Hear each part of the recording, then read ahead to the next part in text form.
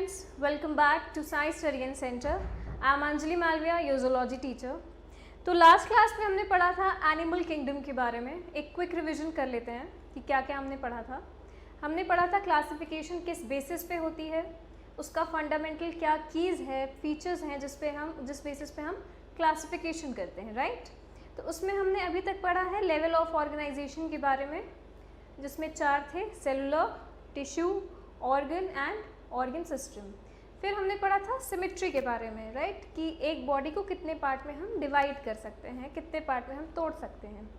फिर उसके बाद से हमने जर्म लेयर के बारे में पढ़ा था. जर्म लेयर में हमने 2 पढ़ा था, डिप्लोब्लास्टिक और ट्रिप्लोब्लास्टिक. तो आज उसी सेशन को कंटिन्यू करते हुए आज हम पढ़ेंगे सीलोम के बारे में.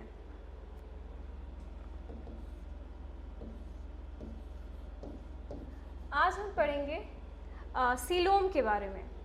नाउ सीलोम क्या होता है? सीलोम एक बॉडी कैविटी है जो कि लाइंड बाय मीजोडर्म.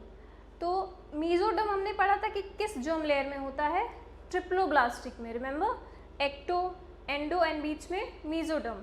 तो वो जो बीच में मीजोडर्म है उसी में एक लाइंड कैविटी होती है, बॉडी कैविटी होती है, जिसको हम बोलते हैं सीलोम. नाउ सीलोम का जो यूज़ है या इसका जो फीचर है, ये इसके बारे में हम डिटेल में अभी पढ़ेंगे, ठीक है. तो सीलोम क्या होता है?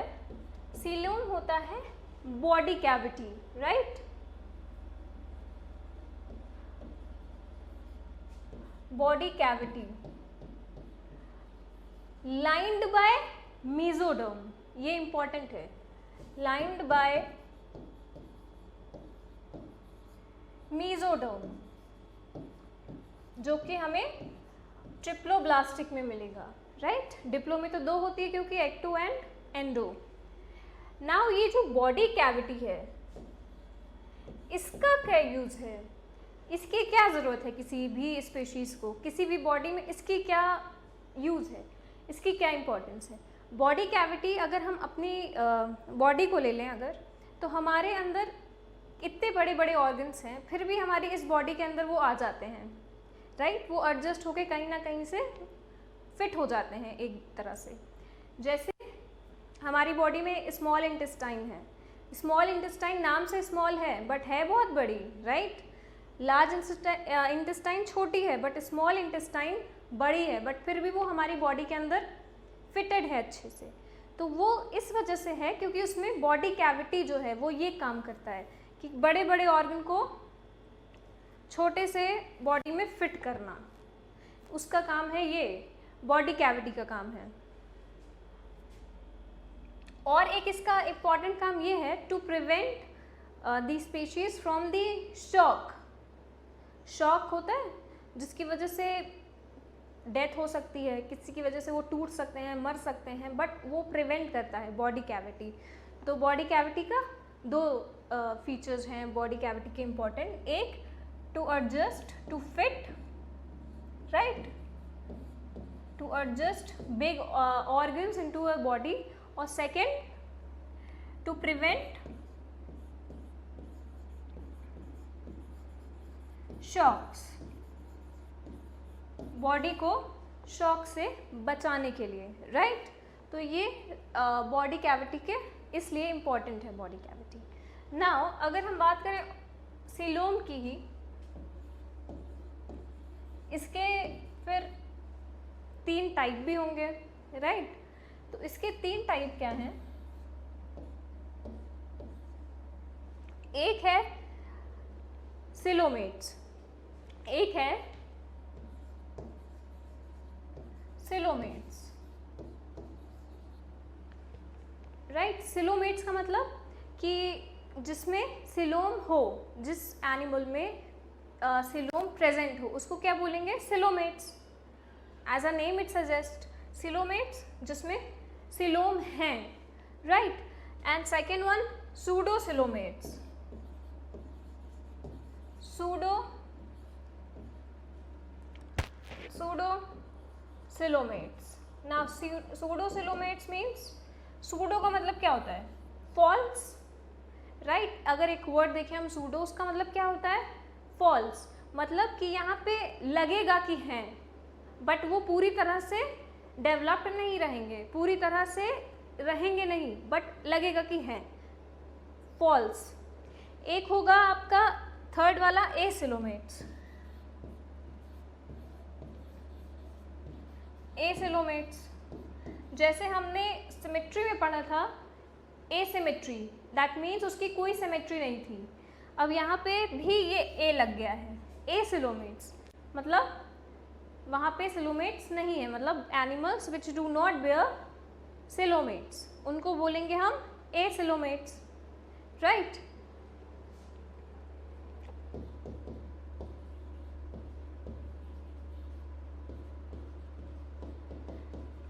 Now body cavity lined by mesoderm, ठीक है। तो अगर हम लेयर की बात करें, अगर हम लेयर्स की बात करें तो बाहर वाली क्या होती है, एक्टोडर्म, बाहर वाली ectoderm, and inside is endoderm, ठीक है। बाहर एक्टो, अंदर एंडो, और उसके बीच में जो लेयर होती है उन्हें हम बोलते हैं मेसोडर्म। ये हो गई आपकी एक्टो, ये बीच वाली हो गई आपकी मीजो, और ये अंदर वाली हो गई आपकी एंडो, राइट। तो ये 3 लेयर है किसमें, ट्रिप्लोब्लास्टिक जर्म लेयर में। तो ये सीलोम जो है, ये जो बीच का स्पेस रहेगा, क्या, हाँ, ये आपका यहाँ पे जो मेसोडर्म में यहाँ आपके मिलेंगे coelom, body cavity lined by mesoderm. Mesoderm की लेयर में जो बॉडी कैविटी लाइंड रहेगी उसको बोलेंगे हम सीलोम, ठीक है। I hope you understood now. तो सिलोमेट्स एकदम प्रॉपर सीलोम जिसमें प्रेजेंट रहेंगे, दैट मीन्स लाइंड रहेंगे मेसोडर्म में। नाउ सूडोसिलोमेट्स, सूडोसिलोमेट्स में क्या होगा कि आपकी एक्टो रहेगी, एंडो भी रहेगी, मीजो भी रहेगी, बट ये जो आपके सीलोम हैं ये लाइंड नहीं रह करके शेटर्ड पाउचेस में रहेंगे। Pouches, you understood. तो यहाँ पे ये पाउचेस में रहेंगे। ये डायग्राम आपके एनसीईआरटी में भी है। तो ऐसे वो पाउचेस में रहेंगे, वो लाइंड नहीं रहेंगे, प्रॉपर नहीं रहेंगे जैसे कि सिलोमेट्स में थे। तो ये पाउचेस में रहेंगे मेसोडर्म यहाँ पे। एंड एसिलोमेट्स मतलब there is no coelom, right, there is no coelom. अगर अब हम एग्जाम्पल देखें नाउ सिलोमेट्स का,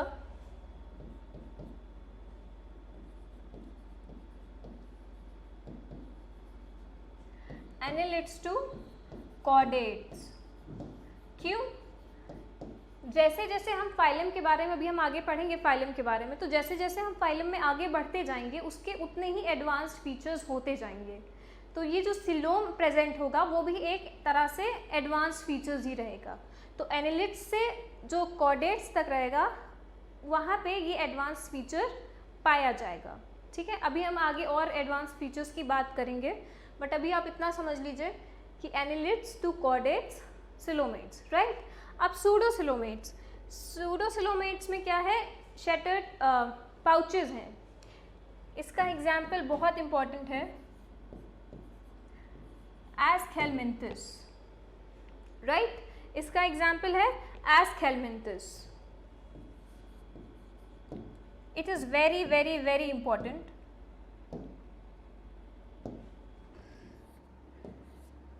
वेरी इंपॉर्टेंट, इसको नोट डाउन कर लीजिए कहीं अलग से भी, क्योंकि सूडोसिलोमेट्स का ये एग्जाम्पल बहुत इंपॉर्टेंट है। कई बार क्वेश्चन में आपके पूछा जा चुका है, क्योंकि हम ये तो समझ जाते हैं कि सिलोमेट कहाँ रहेगा, इतने में इतना रहेगा till annelids to chordates, but pseudocoelomates में ये आएगा एस्केलमेंथिस, जिसमें बच्चे कंफ्यूज हो जाते हैं। तो mark this as important. Now acoelomates का मतलब कि वहाँ पे सिलोम प्रेजेंट नहीं है। इसका एग्जाम्पल है आपका प्लैटीहेलमिन्थिस, प्लैटीहेलमिन्थिस, ठीक है। ये हमने बात कर ली सिलोम के बारे में। If you want to take the screenshot, take the screenshot. All right, now moving next. अब हम बात करेंगे यस, अब हम बात करेंगे सेगमेंटेशन एंड नोटोकॉर्ड।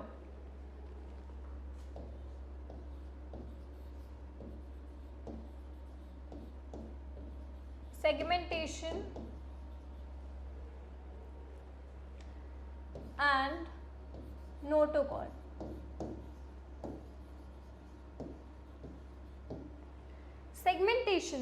सेगमेंटेशन क्या होता है कि बॉडी को हम कुछ सेगमेंट्स में डिवाइड कर देते हैं, इन द सेंस कि अगर एक बॉडी है, आपको बाहर से वो देख के पता चलेगा कि उसमें सेगमेंट्स बने हैं।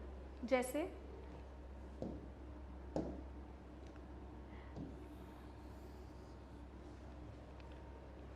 तो उसमें इस तरह से छोटे छोटे डिवीजन होंगे, छोटे छोटे सेगमेंट्स होंगे, इन्हें हम बोलेंगे सेगमेंटेशन। और एक इसमें इम्पॉर्टेंट बात कि जो बाहर है वही अंदर होगा और जो अंदर है वही बाहर होगा। कंफ्यूजिंग? Not really. सी, बाहर से आपको दिखेंगे सेगमेंट, तो अंदर जब उसकी बॉडी आप देखेंगे तो उसमें भी वो सेगमेंट्स प्रेजेंट रहेंगे उसी तरह से। और अगर अंदर वो सेगमेंट्स हैं, अंदर से दिख रहे हैं बॉडी के अंदर सेगमेंट्स, तो बाहर भी वो चीज़ दिखेगी। इसका एक एग्जाम्पल अर्थवर्म। अर्थवर्म की बॉडी अगर आप देखेंगे तो इसी तरह से सेगमेंट्स में है, राइट? तो इसका एक एग्जाम्पल अर्थवर्म। और इसी को हम बोलेंगे, अर्थवर्म में क्या होता है, मेटाजेनेसिस। अर्थवर्म में क्या होता है, metagenesis. Now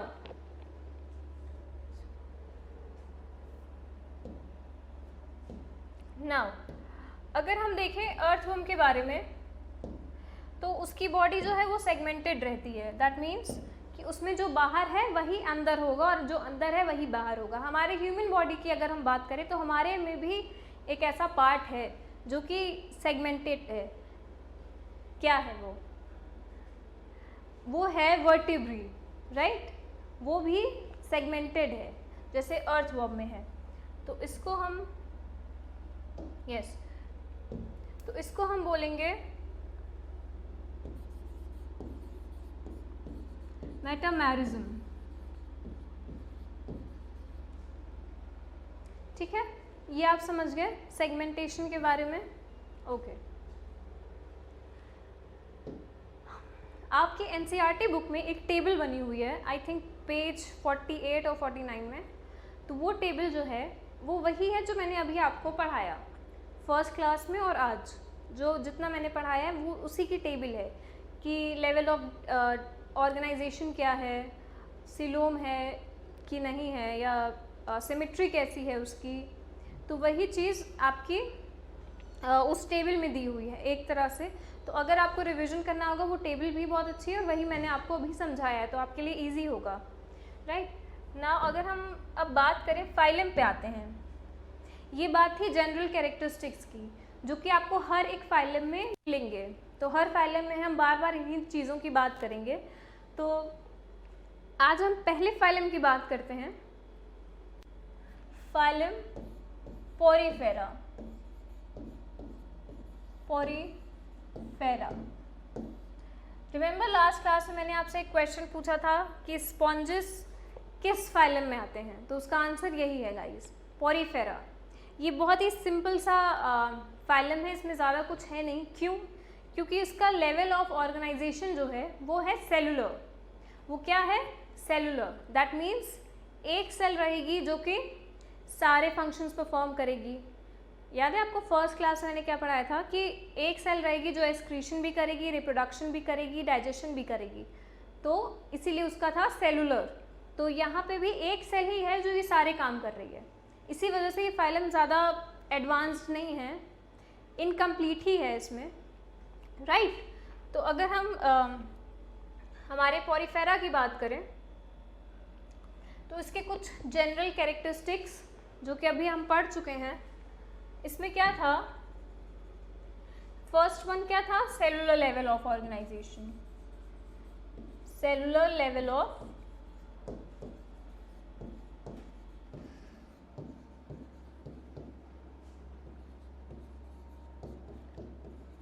cellular level of organization, right. एक सेल सारे फंक्शंस परफॉर्म करेगी।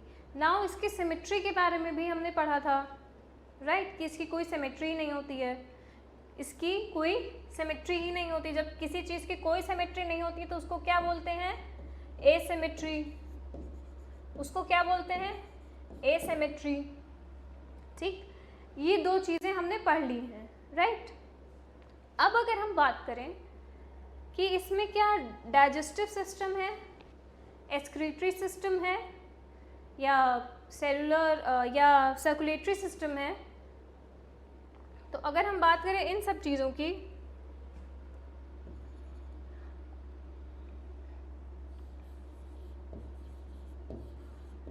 रेस्पिरेटरी सिस्टम,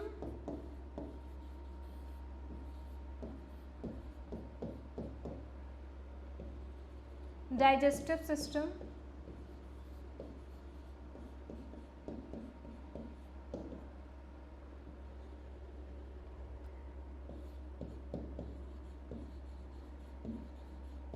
सर्कुलेटरी सिस्टम, अगर हम इन तीन चीज़ों की बात करें तो क्या ये हैं इस फाइलम में, पोरिफेरा में?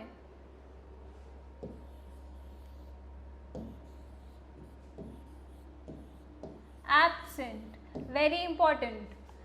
ये सारे सिस्टम एब्सेंट हैं पोरिफेरा में, ये सारे ही एब्सेंट हैं, ये सारे हैं ही नहीं उसमें।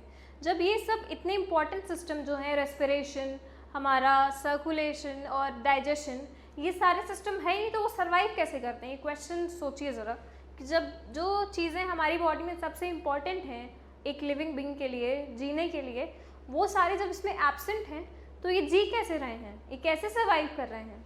तो हमने क्या पढ़ा था कि एक सेल, सेलुलर क्यों हम इसको बोलते हैं? क्योंकि एक सेल सारे फंक्शन परफॉर्म करेगी। दैट मीन्स यहाँ पे भी क्या होगा, एक कुछ रहेगा ऐसा कि ये सारे फंक्शन कर लेगा परफॉर्म। तो ऐसा क्या रहेगा यहाँ पे जो इसको सबसे अलग करता है, जो इसको सबसे अलग करता है सारे फाइलम से, जो इसको अलग करता है, वो फीचर क्या है इसका? वो है कि ये सारे फंक्शन परफॉर्म करने के लिए उसके पास होता है वाटर कनाल सिस्टम। ये चीज़ बहुत इंपॉर्टेंट है, water canal system, vascular system नहीं, क्योंकि वैस्कुलर हम आगे पढ़ेंगे, उसका फीचर वो दूसरे फाइलम का है इंपॉर्टेंट। इस फाइलम का है वाटर कनाल सिस्टम या वाटर ट्रांसपोर्ट सिस्टम, ठीक है। तो वो ये सारे फंक्शन परफॉर्म करने के लिए इसके पास है वाटर कनाल सिस्टम, जो कि ये सारे फंक्शंस परफॉर्म करेगा, ठीक है। अब अगर हम बात करें वाटर कनाल सिस्टम की, जो कि इसका बहुत ही इम्पॉर्टेंट फीचर है, जो कि इसका बहुत ही इम्पॉर्टेंट फीचर है, जो सबसे अलग करता है इसको, ये वाटर कनाल सिस्टम। तो इसके बारे में अगर हम पढ़ें, यस, अगर हम इसके बारे में पढ़ें, सिर्फ वाटर कनाल सिस्टम के बारे में,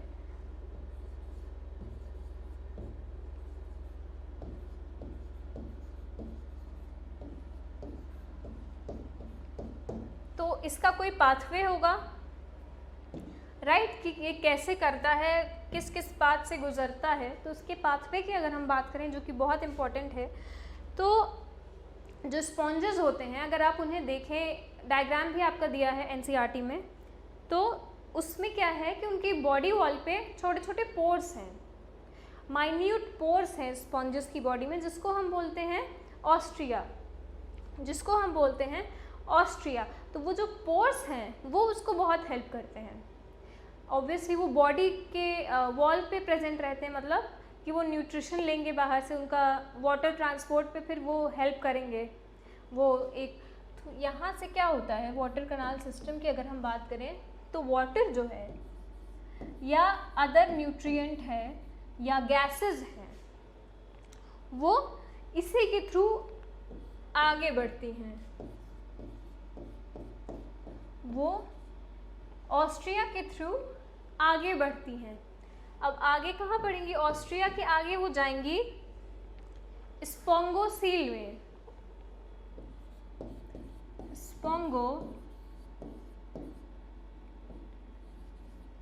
स्पोंगोसील में। ना ये जो स्पोंगोसील है इसका एक बहुत ये सिर्फ आपके स्पॉन्जेस में रहता है। ऑस्ट्रिया, माइन्यूट पोर्स, स्पॉन्जोसील, इसके आगे ऑस्ट्रिया के आगे ये वाटर ट्रांसपोर्ट होता है स्पॉन्जोसील में। फिर यहाँ से क्या होगा? यहाँ से वो बाहर निकलेगा, तो वो किसके थ्रू निकलेगा? ऑस्कुलम के through. Now Austria, spongocoel, osculum, ये तीन जो चीज़ें हैं, ये तीन जो सेल्स हैं, इसके फीचर्स हैं, ये बहुत इंपॉर्टेंट है क्योंकि यही तीनों हेल्प करते हैं इसको वाटर ट्रांसपोर्ट में, राइट? ऑस्कुलम। नाउ ऑस्ट्रिया क्या है? They are minute pores present in the body wall of the sponges, right? और ऑस्कुलम से ये निकलेंगे बाहर, तो एक्सक्रीशन का भी काम हो गया। नाउ स्पॉन्जोसील में हमारे एक बहुत इम्पॉर्टेंट सेल होती है जिसको हम लोग बोलते हैं कॉलर सेल, जिसको हम बोलेंगे कॉलर सेल। कॉलर सेल का बच्चों एक और भी नाम है, कॉलर सेल का एक और भी इम्पॉर्टेंट नाम है, उसको हम बोलेंगे कोएनोसाइट्स।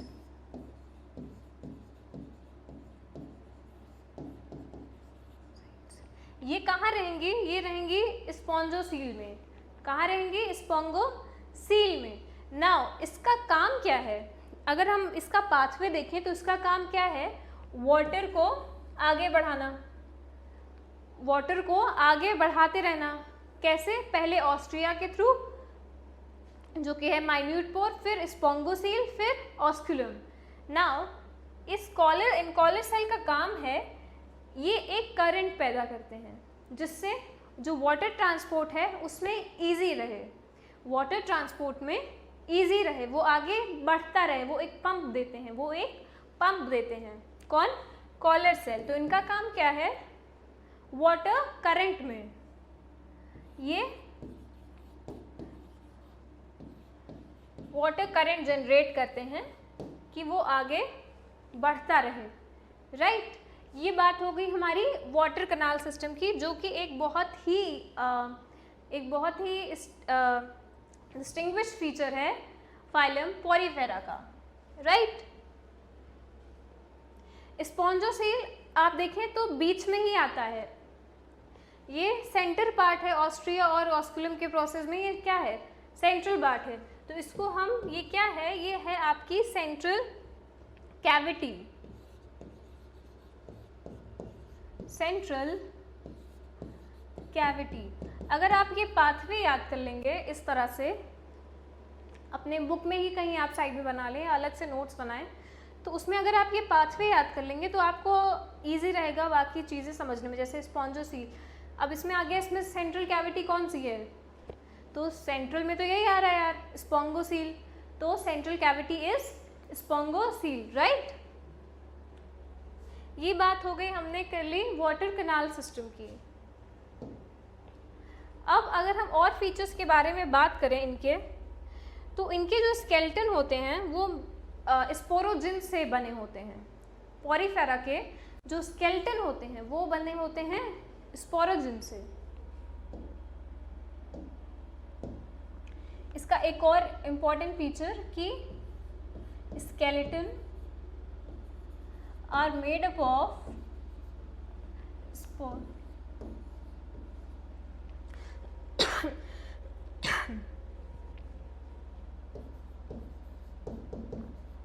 ये इजी है क्योंकि स्पॉन्जेस हैं पोरीफेरा में। फाइलम में क्या आते हैं? स्पॉन्जेस, इसका एग्जाम्पल। तो स्पॉन्जिन क्या है? Skeleton are made up of spongins. फिर एक बात,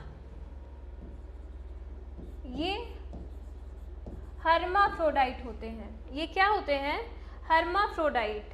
नाउ हर्माफ्रोडाइट क्या होता है?